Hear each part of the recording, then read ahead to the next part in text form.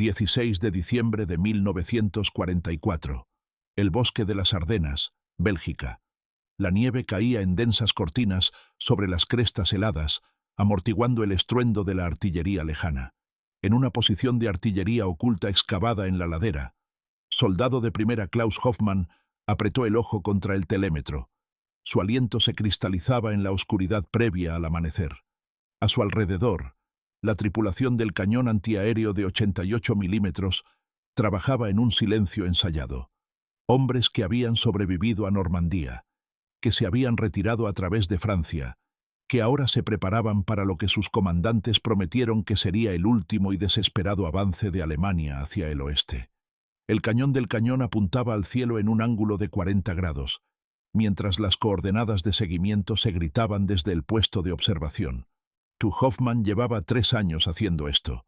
Conocía las matemáticas de la balística como un pianista conoce las escalas. Entendía el arco parabólico de los proyectiles de alto explosivo, los patrones de dispersión predecibles, la necesidad de impactos directos o casi en un radio de 5 metros para lograr un efecto letal. Lo que no sabía, lo que jamás podría haber imaginado mientras cargaba la siguiente bala, era que los estadounidenses habían reescrito las leyes fundamentales de la guerra aérea. Esa mañana, mientras las fuerzas alemanas lanzaban la Operación Vigilancia en el Rin, en la mayor ofensiva en el teatro de operaciones occidental desde el día D, Hoffmann presenciaría algo que desafiaría todos los principios de artillería que había aprendido. Vería proyectiles explotar en el aire, detonando con una precisión imposible justo encima de sus posiciones sin ningún gatillo visible. Vería a sus camaradas destrozados por la metralla que caía del cielo como granizo de acero, y comprendería, en esos terribles momentos finales, que Alemania ya no luchaba contra un enemigo, sino contra el futuro mismo. La batalla de las Ardenas comenzó como la última apuesta de Hitler, un masivo avance blindado diseñado para dividir las fuerzas aliadas y capturar el vital puerto de Amberes. Para el alto mando alemán, representó una última oportunidad para demostrar que Wehrmacht seguía siendo una fuerza formidable, que la inferioridad tecnológica podía superarse mediante la audacia táctica y el espíritu de lucha de los soldados alemanes. Pero lo que los comandantes alemanes no comprendían del todo, lo que sus redes de inteligencia no habían detectado, era que la industria estadounidense había logrado algo que antes se creía imposible. En laboratorios y campos de pruebas de todo Estados Unidos, los científicos habían miniaturizado la tecnología de radar para que encajara en un proyectil de artillería, creando lo que se conocería como la espoleta UMB-T, la espoleta de proximidad, el arma que transformaría la artillería antiaérea de un arte de predicción a una ciencia de la certeza. Los alemanes sabían que los estadounidenses poseían una capacidad industrial que eclipsaba la suya. Habían visto las interminables columnas de tanques Sherman, las flotas de bombarderos que ennegrecían los cielos europeos, de las montañas de suministros que parecían materializarse dondequiera que avanzaban las fuerzas estadounidenses. Pero la abundancia material era una cosa. Un avance fundamental en la física de las armas era algo completamente distinto. La espoleta de proximidad representó un cruce de umbral, una demostración de que la superioridad tecnológica estadounidense había alcanzado un nivel en el que los sistemas de armas individuales podían pensar, podían sentir y podían tomar decisiones en fracciones de segundo más rápido que cualquier artillero humano. El desarrollo de la espoleta de proximidad comenzó en 1940, cuando científicos británicos, desesperados por encontrar una solución a los bombardeos alemanes, abordaron a investigadores estadounidenses con un reto aparentemente imposible: crear una espoleta que pudiera detonar un proyectil antiaéreo a la distancia óptima de su objetivo sin requerir un impacto directo ni una detonación sincronizada. El problema era tanto conceptual como práctico. El fuego antiaéreo tradicional dependía de espoletas de impacto, que requerían impactos directos contra aeronaves en movimiento rápido, o de espoletas de retardo, que obligaban a los artilleros a calcular el momento preciso de la detonación basándose en estimaciones de la altitud, velocidad y trayectoria del objetivo. Ambos métodos eran ineficientes. Estudios demostraron que, durante la Batalla de Inglaterra, los cañones antiaéreos británicos Dispararon un promedio de 20.000 proyectiles por cada avión alemán destruido. Las matemáticas eran brutales e innegables. La artillería antiaérea era una tarea probabilística con tasas de éxito catastróficamente bajas. Se necesitaba una espoleta que detectara el paso de un proyectil cerca de una aeronave y activara la detonación automáticamente en el momento de máxima aproximación. La solución requería miniaturizar la tecnología de radiotransmisores, receptores, para resistir las fuerzas extremas del fuego de artillería, aceleraciones superiores a 20.000 veces la fuerza de la gravedad, y al mismo tiempo mantener la fiabilidad necesaria para funcionar en combate.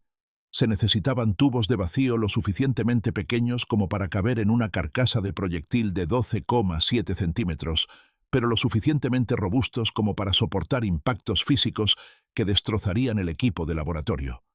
Se requerían fuentes de alimentación, circuitos de temporización, mecanismos de seguridad y sistemas de antena, todo ello comprimido en un dispositivo no más grande que el puño de una persona. Ingenieros estadounidenses, trabajando en instalaciones operadas por el Comité Nacional de Investigación de Defensa, lograron lo que muchos científicos europeos consideraban imposible. Desarrollaron tubos de vacío con filamentos tan finos que parecían telarañas, alojados en materiales amortiguadores que podían amortiguar las brutales fuerzas de la descarga de artillería. Crearon baterías en miniatura utilizando electrolito de reserva que se activaban solo después del disparo, evitando el deterioro durante el almacenamiento. Diseñaron sistemas de antena integrados en la punta de la espoleta que podían transmitir ondas de radio y detectar reflejos de objetos cercanos. Para 1942, las primeras espoletas de proximidad funcionales se estaban probando en el campo de pruebas navales de Dahlgren, en Virginia, y para 1943 se estaban desplegando a bordo de buques de la Armada de los Estados Unidos, en el frente del Pacífico. Los resultados fueron extraordinarios. Los buques equipados con proyectiles antiaéreos con espoleta de proximidad vieron triplicarse o más su eficacia contra los aviones japoneses. Lo que antes requería miles de disparos ahora podía lograrse con cientos. Pero el arma seguía siendo un secreto celosamente guardado. Los comandantes aliados, aterrorizados por la posibilidad de que un proyectil fallido cayera en manos enemigas y revelara la tecnología, restringieron el uso de espoletas de proximidad a combates navales donde la munición sin explotar se hundiría en el océano. Las espoletas no debían utilizarse en tierra, donde los equipos de recuperación alemanes podrían recuperar ejemplares intactos y aplicar ingeniería inversa a la tecnología. Esta restricción se mantuvo durante la invasión de Normandía, la liberación de París y las campañas de otoño que obligaron a las fuerzas alemanas a retroceder hacia el Rin. Pero en diciembre de 1944, cuando los Panzer alemanes arrasaron las líneas estadounidenses en las Ardenas y amenazaron con revertir meses de avances logrados con esfuerzo, la restricción se levantó. Por primera vez, las espoletas de proximidad se utilizarían en bombardeos de artillería terrestre, donde las fuerzas alemanas experimentarían plenamente el terror de las armas que podían descender del cielo con precisión quirúrgica. Soldado de primera Hoffmann comprendía que su posición era vulnerable. Los cañones antiaéreos, por su naturaleza, se rebelaban al disparar. El fogonazo de un cañón de 88 milímetros podía verse a kilómetros de distancia. El sonido de la descarga se propagaba por valles helados y el radar de contrabatería estadounidense podía rastrear las trayectorias de los proyectiles hasta sus puntos de origen con una precisión aterradora. Pero Hoffmann y su tripulación habían desarrollado tácticas de supervivencia tras años de combate. Disparaban en ráfagas cortas, se reubicaban con frecuencia, o utilizaban las características del terreno para ocultar su posición y se basaban en la improbabilidad estadística de que el fuego de contrabatería alcanzara impactos directos. La doctrina tradicional de contrabatería requería que los artilleros estadounidenses calcularan las posiciones de los cañones alemanes, estimaran el alcance y la orientación, y luego dispararan salvas de proyectiles con espoleta temporizada o de impacto con la esperanza de saturar el área objetivo. Era un proceso inherentemente impreciso. Incluso cuando los proyectiles estadounidenses impactaban cerca de posiciones alemanas, su eficacia dependía de los patrones de fragmentación y la sobrepresión de la explosión, que disminuían rápidamente con la distancia. Un proyectil que explota a 20 metros de distancia puede ser ensordecedor y aterrador, pero no necesariamente letal para los hombres en posiciones protegidas. Un proyectil que explota a 5 metros de distancia es peligroso. Un proyectil que explota directamente sobre la cabeza es catastrófico. Y eso es precisamente lo que permiten las espoletas de proximidad. Explosiones que se producen no al impactar en el suelo, sino al pasar directamente sobre sus objetivos, transformando cada disparo de artillería en una ráfaga aérea optimizada para una máxima letalidad contra el personal expuesto. La primera salva de contrabatería estadounidense llegó 17 minutos después de que el cañón de Hoffman abriera fuego contra las posiciones aliadas. Oyó el silbido distintivo de los proyectiles de 105 milímetros y gritó a su tripulación que se pusiera a cubierto. El procedimiento habitual. Los hombres se desplegaron en sus posiciones de protección, cubriéndose la cabeza, esperando los impactos. Hoffman esperaba la secuencia habitual. El estruendo estremecedor de los proyectiles al impactar en la ladera, la fuente de tierra congelada y nieve, el silencio resonante que siguió, y a continuación, el pase de lista a gritos para determinar si alguien había sido alcanzado. Lo que ocurrió, en cambio, desafió su comprensión de la guerra de artillería. Los proyectiles no impactaron en el suelo, explotaron en el aire, quizás a 20 metros por encima de la posición del cañón, detonando en perfecta sincronización, como si fueran accionados por cables invisibles. El sonido era diferente, más agudo, más concentrado, como el chasquido de enormes látigos en lugar del profundo estruendo de los impactos en el suelo. Y entonces cayó la metralla, no irradiando desde los cráteres de impacto, sino cayendo verticalmente. Una lluvia de acero perforó la red de camuflaje de lona, perforó el equipo y atravesó los cuerpos de hombres que se creían seguros en posiciones cubiertas. Hoffman sintió que algo golpeaba su casco con la fuerza suficiente para desviarle la cabeza. Se encontró en el suelo, con zumbido en los oídos, visión borrosa y sabor a sangre. A su alrededor, la posición del arma se había transformado en un matadero. Hombres yacían inmóviles en la nieve, con los cuerpos perforados por docenas de fragmentos de metralla. El arma misma estaba marcada por las cicatrices del impacto, su telémetro destrozado, su mecanismo de desplazamiento atascado con metal retorcido. Y Hoffman, tambaleándose al ponerse de pie, se dio cuenta de que los estadounidenses habían disparado quizás una docena de proyectiles en total. Una docena de proyectiles habían logrado lo que habría requerido cientos con espoletas convencionales. No estaba solo en su conmoción. Al otro lado de las Ardenas, las dotaciones de los cañones alemanes experimentaban el mismo fenómeno imposible. Los observadores de artillería informaron de proyectiles que explotaban solos en el aire. Los observadores de vanguardia, acostumbrados a dirigir el fuego basándose en los impactos observados, se vieron incapaces de explicar lo que presenciaban. Los oficiales de inteligencia, que recibían informes frenéticos del frente, inicialmente sospecharon algún tipo de detonador acústico, que los proyectiles detonaban en respuesta a las ondas de sonido de los cañones alemanes. Pero esa teoría se derrumbó cuando los proyectiles con espoleta de proximidad comenzaron a explotar sobre posiciones silenciosas, sobre trincheras, sobre cualquier concentración de metal o actividad humana. Algunos soldados alemanes teorizaron que los estadounidenses habían desarrollado proyectiles que buscaban sonidos. Otros creían que las explosiones eran provocadas por vibraciones en el suelo. Unos pocos, con la imaginación moldeada por la propaganda sobre las armas terroristas tecnológicas aliadas, susurraron que los proyectiles contenían espíritus o fuerzas demoníacas que podían detectar a los soldados alemanes. La verdad, cuando la inteligencia alemana finalmente recopiló evidencia fragmentaria de proyectiles fallidos e interrogó a prisioneros estadounidenses, ya fue a la vez más mundana y aterradora que cualquier explicación sobrenatural. Los estadounidenses habían incorporado radares a los proyectiles de artillería. Habían miniaturizado tecnología que, según científicos alemanes, requeriría años de desarrollo. Habían producido millones de estas espoletas en masa y las estaban utilizando con la misma facilidad que la munición convencional. Y Alemania no podía hacer nada para contrarrestarlas.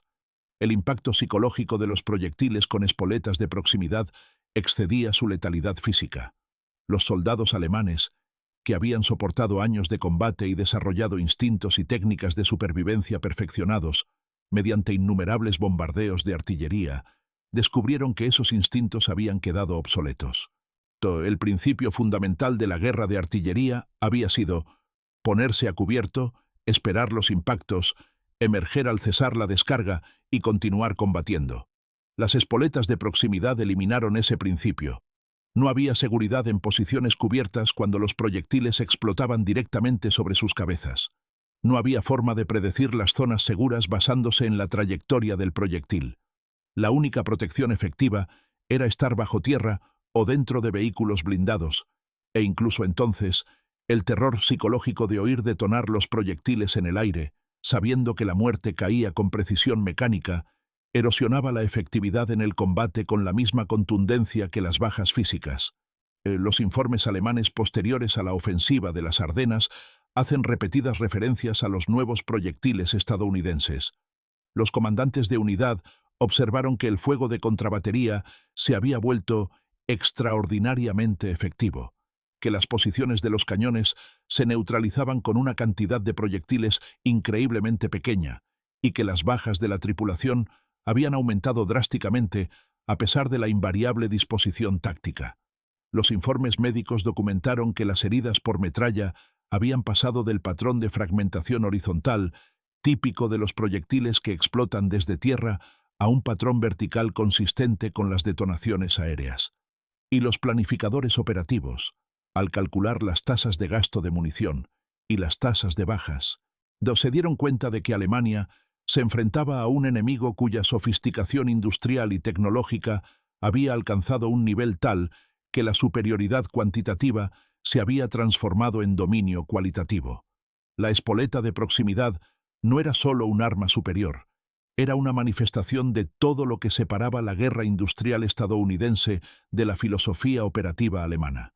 La doctrina militar alemana, incluso en 1944, conservaba elementos del pensamiento decimonónico sobre la guerra como una lucha de voluntades, donde la brillantez táctica y el espíritu de lucha podían compensar las desventajas materiales.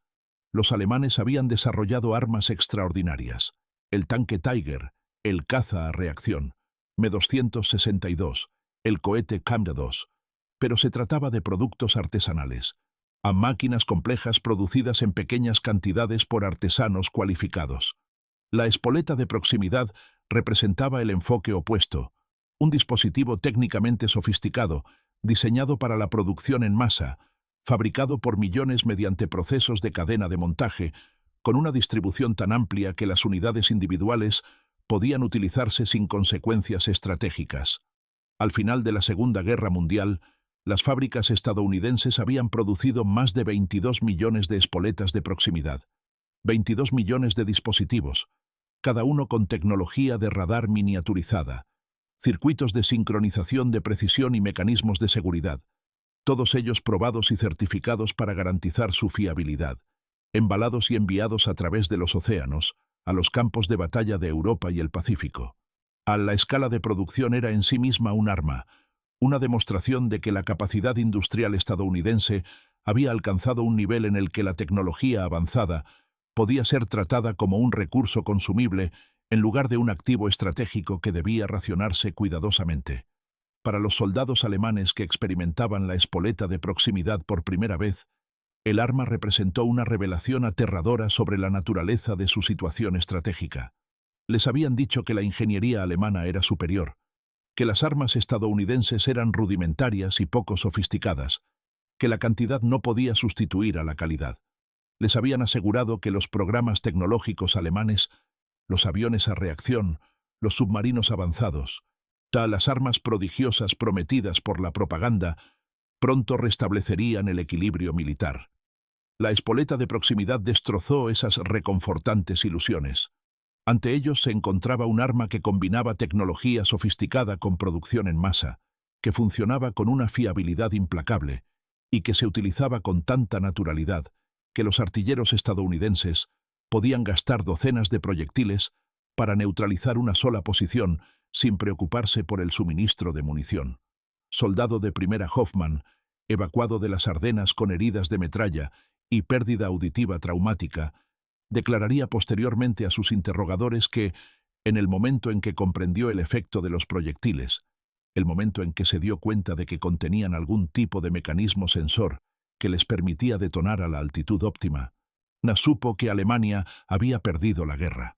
No había perdido una batalla ni una campaña, sino la competencia fundamental de capacidad industrial y tecnológica que determinaba el desenlace de la guerra moderna. El poder simbólico de la espoleta de proximidad se extendía más allá de su eficacia táctica. A lo largo de la guerra, los soldados alemanes se habían enfrentado a la abundancia material estadounidense, tanto en formas mundanas como extraordinarias. Habían encontrado barras de chocolate y cigarrillos en posiciones estadounidenses capturadas, lujos que los soldados alemanes no habían visto en años. Se habían encontrado con raciones de campaña estadounidenses repletas de calorías y variedad que hacían que la comida militar alemana pareciera comida de hambre. Habían examinado el equipo estadounidense capturado, los componentes estandarizados, la fabricación de precisión, la redundancia casual que permitía a las unidades estadounidenses desechar el equipo dañado en lugar de repararlo. Cada encuentro reforzaba el mismo mensaje. Estados Unidos poseía recursos a una escala que Alemania no podía igualar. Pero estas eran demostraciones pasivas de abundancia. La espoleta de proximidad era diferente. Era la abundancia convertida en arma, transformada en una herramienta de destrucción que mataba con una eficiencia casual.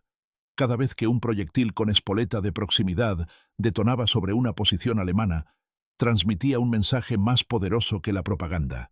Tenemos tanta sofisticación tecnológica, tanta capacidad industrial, que podemos instalar radares en proyectiles de artillería desechables. Podemos fabricar millones de estos dispositivos. Podemos utilizarlos por miles en una sola batalla. Y no hay nada que puedan hacer para detenernos. La incapacidad del ejército alemán para desarrollar un arma comparable puso de relieve las diferencias sistémicas entre las economías de guerra de los aliados y del eje. Los científicos alemanes comprendían los principios de las espoletas de proximidad por radio. Habían realizado estudios teóricos y programas experimentales, pero no pudieron resolver los retos de ingeniería de la miniaturización y la producción en masa. La industria electrónica alemana, fragmentada entre empresas y organismos competidores, carecía de la estandarización y coordinación que había alcanzado la industria estadounidense. La producción alemana de tubos de vacío se medía en miles al mes, la estadounidense en millones. Los procesos de control de calidad alemanes priorizaban la inspección artesanal, los estadounidenses, el muestreo estadístico y las pruebas automatizadas. Y lo que es más importante, Alemania libraba una guerra en múltiples frentes con recursos cada vez más escasos y la constante interrupción de los bombardeos aliados, mientras que la industria estadounidense operaba con seguridad, con acceso ilimitado a materias primas y una fuerza laboral que había crecido hasta incluir a millones de mujeres movilizadas para la producción bélica. La espoleta de proximidad se convirtió así en un ejemplo que demostraba por qué Alemania no podía ganar una guerra industrial prolongada contra la coalición aliada. No se trataba simplemente de que Estados Unidos produjera más armas. Se trataba de que Estados Unidos pudiera innovar, de industrializar y desplegar sistemas de armas avanzados y, al mismo tiempo, mantener una producción masiva de armas convencionales, alimentar y equipar a sus aliados y mantener un nivel de vida para su población civil que excedía las normas de la Alemania de tiempos de guerra y de paz. El uso de espoletas de proximidad en la ofensiva de las Ardenas marcó un punto de inflexión en la doctrina táctica aliada. Una vez que se levantaron las restricciones de seguridad de la tecnología para el uso terrestre, los comandantes de artillería estadounidenses comenzaron a integrar espoletas de proximidad en las misiones de fuego estándar. Los bombardeos antipersona pasaron de salvas puntuales, que requerían una coordinación compleja para lograr impactos simultáneos de proyectiles, a descargas continuas donde cada proyectil explotaba a la altura óptima al alcanzar el objetivo. El fuego de contrabatería se volvió devastadoramente efectivo. Las dotaciones de los cañones alemanes se vieron incapaces de permanecer en posición el tiempo suficiente para realizar misiones de fuego sostenido. Los ajustes tácticos fueron inmediatos y profundos. Las unidades de infantería estadounidenses, que previamente requerían una extensa preparación artillera antes de asaltar posiciones alemanas, descubrieron que podían avanzar al amparo de descargas con espoletas de proximidad que suprimían las posiciones enemigas sin causar cráteres en el terreno ni crear obstáculos para las tropas que avanzaban. La 101ª División Aerotransportada, cercada en Bastogne durante el apogeo de la Batalla de las Ardenas, se mantuvo no solo gracias al reabastecimiento aéreo, sino también al fuego de artillería con espoletas de proximidad que devastó a las fuerzas alemanas que intentaban reforzar el asedio. Y cuando las fuerzas aliadas pasaron a operaciones de contraofensiva en enero de 1945, las espoletas de proximidad permitieron un nivel de apoyo de fuego eficiente que las generaciones anteriores de artillería no pudieron alcanzar. Los archivos militares alemanes de los últimos meses de la guerra reflejan una creciente sensación de desesperanza tecnológica. Las evaluaciones de inteligencia catalogaron no solo las espoletas de proximidad, sino todo el espectro de ventajas tecnológicas aliadas: fuego antiaéreo dirigido por radar, sistemas de comunicaciones avanzados y proyectiles navales con espoletas de proximidad que diezmaron los ataques kamikaze japoneses, cohetes aire-tierra con mayor precisión y, sobre todo, las vastas redes logísticas que abastecían a las fuerzas aliadas con combustible, munición y repuestos en cualquier circunstancia. Para los planificadores alemanes que intentaban diseñar estrategias defensivas contra las inevitables ofensivas aliadas de 1945, estas disparidades tecnológicas se tradujeron en certezas matemáticas. Las proyecciones de bajas mostraron que las unidades alemanas no podían mantener la eficacia en combate contra las fuerzas aliadas, que poseían múltiples ventajas superpuestas en potencia de fuego, movilidad, comunicaciones y logística. Los manuales de entrenamiento comenzaron a enfatizar tácticas de demora y retirada en lugar de contraataque y defensa. Y para el soldado alemán individual, la experiencia diaria del combate se convirtió en un ejercicio de resistencia a la superioridad tecnológica que se manifestaba en innumerables formas, desde los aviones de reconocimiento de artillería estadounidenses que sobrevolaban el lugar con impunidad hasta los proyectiles con espoletas de proximidad que explotaban con precisión mecánica cada vez que las fuerzas alemanas intentaban realizar operaciones coordinadas. Soldado de primera Hoffmann sobrevivió a la guerra, aunque cargó con fragmentos de metralla en el hombro y la espalda durante el resto de su vida. En las décadas posteriores a 1945, habló ocasionalmente con historiadores y periodistas sobre sus experiencias en las Ardenas.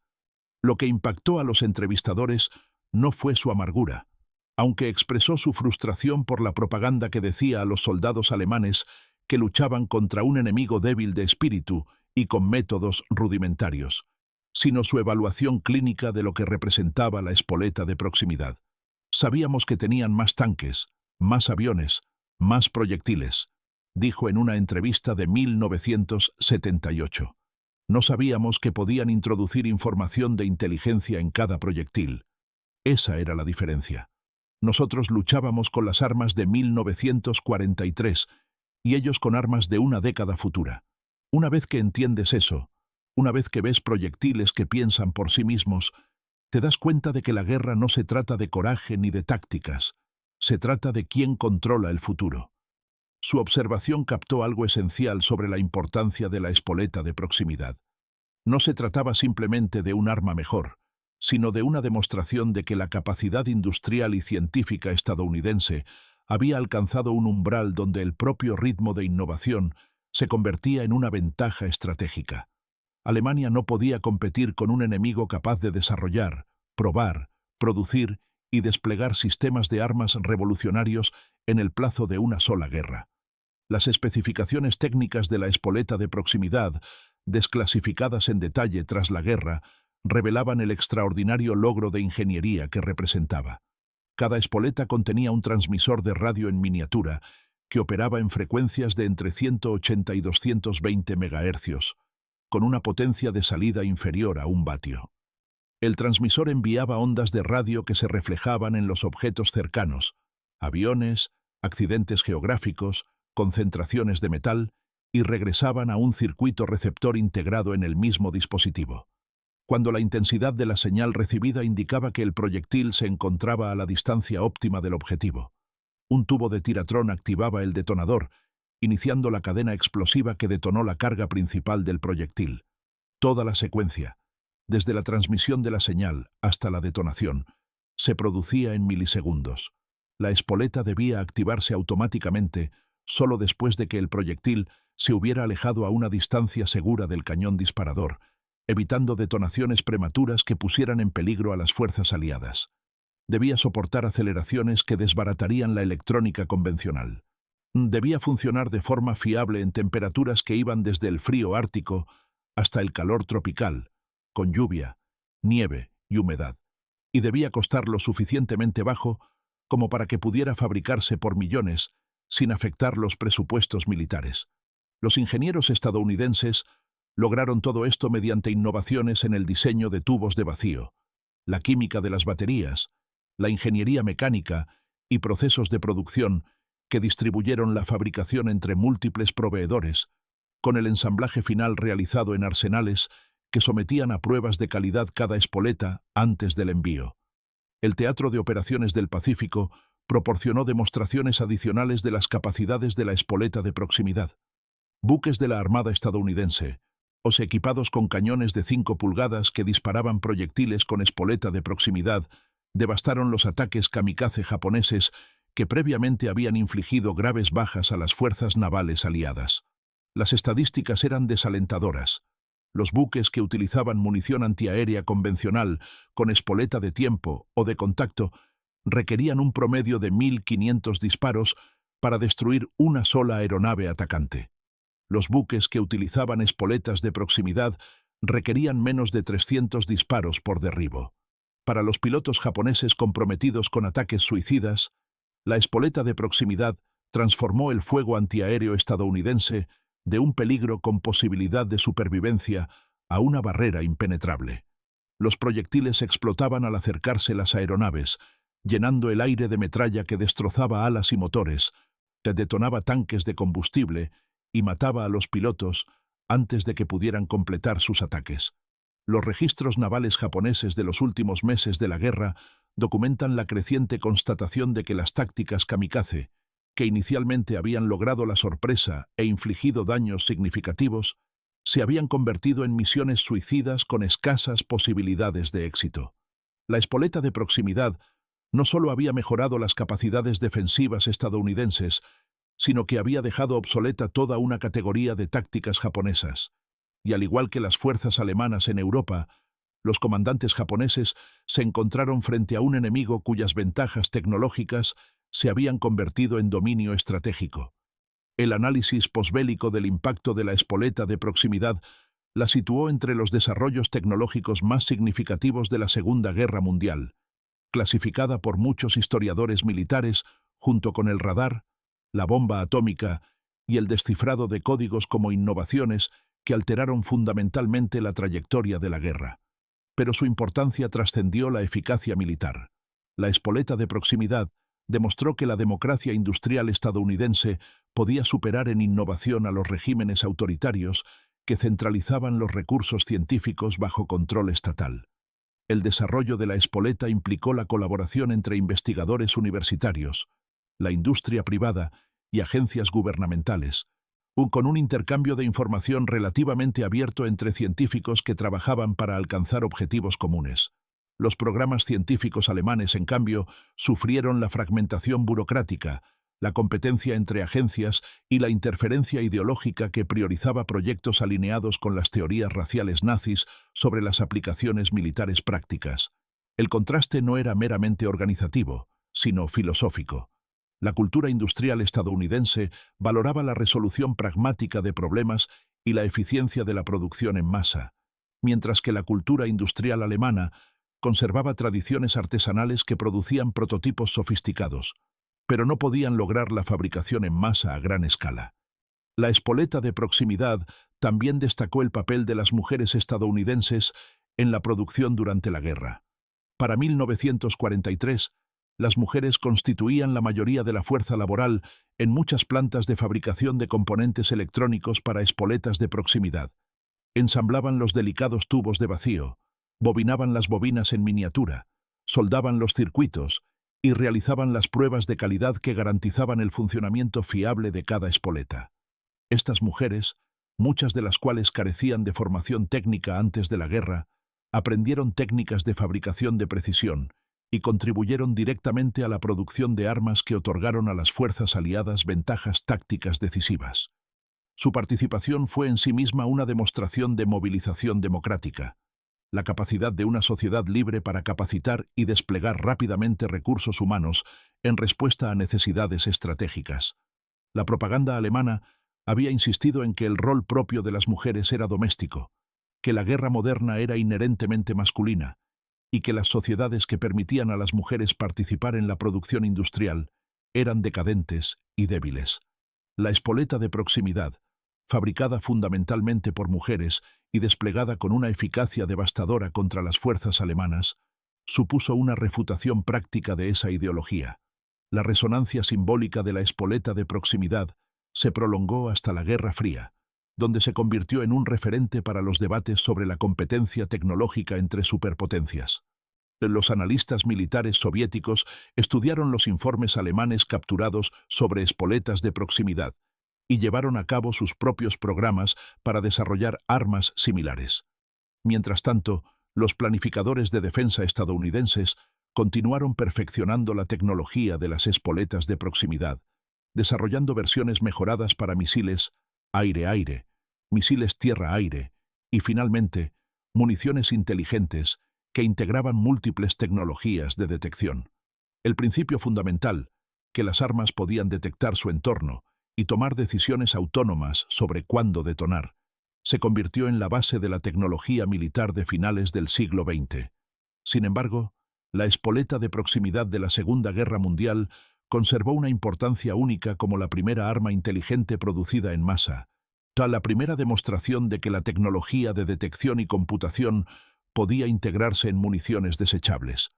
Cada misil guiado, cada bomba inteligente, cada sistema de armas autónomo desarrollado en las décadas posteriores trazó su linaje conceptual hasta aquellos proyectiles de 5 pulgadas que explotaron sobre las posiciones de artillería alemanas en los bosques de las Ardenas. Para los soldados alemanes que sobrevivieron a los encuentros con espoletas de proximidad, el arma dejó cicatrices psicológicas que persistieron mucho después de la curación de las heridas físicas. Veteranos entrevistados décadas después recordaron la impotencia que sintieron al oír la detonación de los proyectiles en lo alto, sabiendo que la cobertura y el ocultamiento no ofrecían protección, que la supervivencia era puramente probabilística. Algunos describieron la experiencia como enfrentarse a una inteligencia malévola, como si los proyectiles los persiguieran personalmente. Otros la describieron en términos más abstractos, como el momento en que comprendieron que el poder militar alemán, que parecía invencible en 1940, había sido superado no solo en cantidad, sino también en calidad, sofisticación e innovación. La espoleta de proximidad obligó a los soldados alemanes a enfrentarse a una verdad que la propaganda había negado, que la democracia, lejos de ser débil y decadente, había demostrado ser capaz de movilizar el genio científico y la capacidad industrial a una escala que los sistemas totalitarios no podían igualar. Y esa constatación, más que cualquier derrota en el campo de batalla, la destrozó la certeza ideológica que había sostenido la moral militar alemana durante años de guerra. La ética del desarrollo armamentístico surgió como un debate posbélico, influenciado en parte por el éxito de la espoleta de proximidad. Los críticos del bombardeo estratégico y las armas atómicas señalaron la espoleta de proximidad como un ejemplo de arma que aumentaba la efectividad militar sin causar bajas civiles desproporcionadas. A diferencia del bombardeo de área o las armas nucleares, las espoletas de proximidad mejoraban la precisión y la eficiencia contra objetivos militares. Los defensores de las políticas estratégicas aliadas argumentaban que la espoleta demostraba la diferencia entre armas diseñadas para aterrorizar a la población y armas diseñadas para derrotar eficazmente a las fuerzas enemigas. El debate continúa entre especialistas en ética militar e historiadores, pero el papel táctico de la espoleta de proximidad sigue siendo relativamente indiscutible. Permitía a las fuerzas aliadas neutralizar posiciones enemigas con menos disparos, reduciendo tanto la duración del combate como los daños colaterales en comparación con el bombardeo de saturación con espoletas convencionales. En ese sentido, representó una especie de progreso tecnológico humanitario, un arma que mataba con mayor eficiencia, pero también con mayor discriminación, dirigiendo la fuerza letal contra los combatientes en lugar de contra el paisaje. Durante los últimos meses de la Segunda Guerra Mundial, se desplegaron espoletas de proximidad en todos los teatros de operaciones de las fuerzas estadounidenses. Apoyaron los cruces del Rin en marzo de 1945, proporcionando fuego de supresión que permitió a los ingenieros construir puentes de pontones bajo fuego enemigo. Cubrieron las ofensivas finales en Alemania, neutralizando las posiciones de retaguardia alemanas y el fuego de contrabatería. Apoyaron los asaltos a las islas del Pacífico, protegiendo las lanchas de desembarco y las posiciones en las playas de la artillería japonesa. Para cuando Alemania se rindió en mayo de 1945, las unidades de artillería estadounidenses habían gastado millones de proyectiles con espoleta de proximidad, y el arma se había vuelto tan rutinaria que su uso se mencionaba en los informes posteriores a la acción con la misma ligereza con la que generaciones anteriores de informes mencionaban el uso de munición de alto explosivo o fumígena. La espoleta de proximidad había pasado de ser un arma secreta a una herramienta estándar, de una maravilla tecnológica a un equipo común, y esa misma transición atestiguaba la capacidad industrial y logística estadounidense, la capacidad de producir armas revolucionarias en tal cantidad que se convirtieron en convencionales. Al final, el asombro de los artilleros alemanes ante la explosión de proyectiles sobre sus posiciones no fue simplemente sorpresa ante un arma inesperada, sino el reconocimiento de una verdad más profunda sobre la guerra que libraban. Se creían parte de una fuerza militar que representaba la cumbre tecnológica y cultural de Europa, luchando contra una nación que les habían enseñado a considerar materialista y espiritualmente débil. La espoleta de proximidad, ese cilindro compacto de electrónica y explosivos, refutaba esa creencia con cada detonación aérea. Demostró que la democracia estadounidense había movilizado talento científico, recursos industriales e ingenio humano a una escala que dejó obsoletos los logros técnicos alemanes. Demostró que una sociedad libre podía innovar más rápido y producir con mayor eficacia que los sistemas de control autoritarios. Y reveló, de la forma más tangible posible, que los soldados alemanes no luchaban contra un enemigo inferior, sino contra una nación que había dominado el desafío fundamental de la guerra moderna: la integración de la ciencia, la industria y la doctrina militar en un sistema capaz de innovación continua y una superioridad material abrumadora. Los proyectiles que explotaron sobre bosques helados en diciembre de 1944 no portaban mensajes, no llevaban marcas que explicaran su función, ni ofrecían advertencias antes de la detonación. Eran emisarios silenciosos de una revolución tecnológica, productos anónimos de cadenas de montaje atendidas por trabajadores cuyos nombres jamás aparecerían en los libros de historia, herramientas de una maquinaria de guerra que había industrializado no solo la producción, sino la innovación misma. Para los soldados alemanes que sobrevivieron a esas explosiones, la espoleta de proximidad se convirtió en un símbolo de todo lo que habían perdido.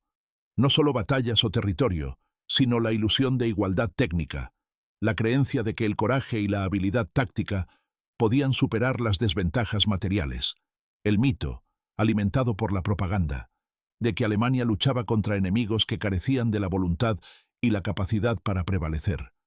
Y para los historiadores que examinan la dimensión tecnológica de la guerra, la espoleta de proximidad es prueba de que la Segunda Guerra Mundial se decidió no solo en los campos de batalla, sino en laboratorios y fábricas, en los sistemas organizativos que pudieron traducir los descubrimientos científicos en armas de producción en masa, en las sociedades democráticas que confiaron a sus ciudadanos la educación, la innovación y el proyecto colectivo de defender la libertad contra la tiranía. La nieve invernal que cayó sobre las Ardenas en diciembre de 1944 cubrió los cráteres de los proyectiles y las posiciones de artillería abandonadas, borrando la evidencia inmediata de la batalla. Pero el recuerdo de aquellas explosiones aéreas, el sonido de los proyectiles detonando con precisión mecánica, Me persistió en la mente de los hombres que habían presenciado la llegada del futuro en forma de armas capaces de pensar, sentir y matar con eficiencia automatizada. Habían presenciado el punto final de la lógica de la guerra industrial, la transformación del ingenio humano en herramientas de destrucción tan sofisticadas que los soldados individuales se volvieron irrelevantes, su coraje y entrenamiento anulados por máquinas que ejecutaban sus funciones letales sin vacilación ni piedad. Y en esa transformación, en la terrible efectividad de los proyectiles que explotaban a la orden de circuitos electrónicos más pequeños que el puño de un hombre, los artilleros alemanes vislumbraron el mundo que emergería de la guerra. Un mundo donde la competencia tecnológica entre naciones determinaría los resultados estratégicos, donde la innovación científica impulsaría la doctrina militar y donde la capacidad de producir armas inteligentes en cantidades ilimitadas separaría a los vencedores de los vencidos. La espoleta de proximidad no era solo un arma, fue un heraldo del siglo venidero, entregado por fuego de artillería a soldados que todavía luchaban con los supuestos de una época anterior, estallando sobre sus posiciones con el mensaje de que el viejo mundo había terminado y uno nuevo, gobernado por reglas diferentes y dominado por poderes diferentes, ya había comenzado.